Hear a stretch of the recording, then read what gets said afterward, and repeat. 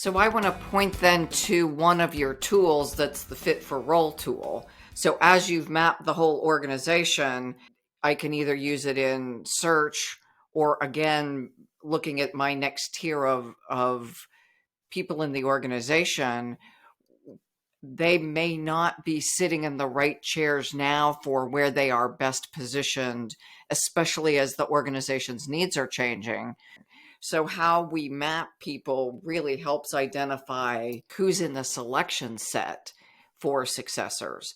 And scientifically, not favorites. Also helps address things like DEI and B. I'm not picking you based on any criteria other than your DNA, not cronyism or favoritism or some of the things that end up getting organizations in trouble. That process normalizes the selection criteria and also normalizes how we then get consensus on who to select for roles.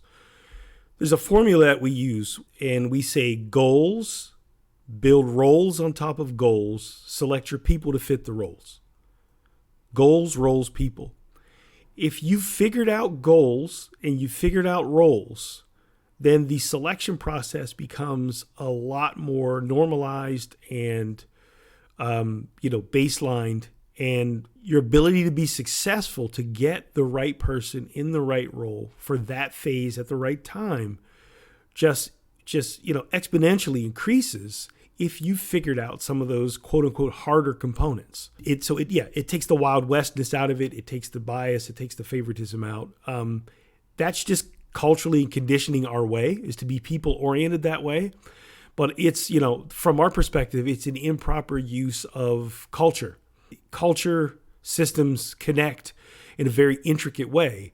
And a lot of times systems and design and environments can dictate certain aspects of how cultures can flow.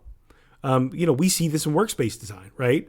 So if you give somebody a 10 by 10 or a 5 by 5 cube, and you just sort of spread these randomly out in a grid, how do you think that will affect performance? So structure is very, very impactful for performance culture. So that's a really, really big piece. Again, it's I think from a paradigm perspective, a little bit different thinking, but a necessary shift for this future of work.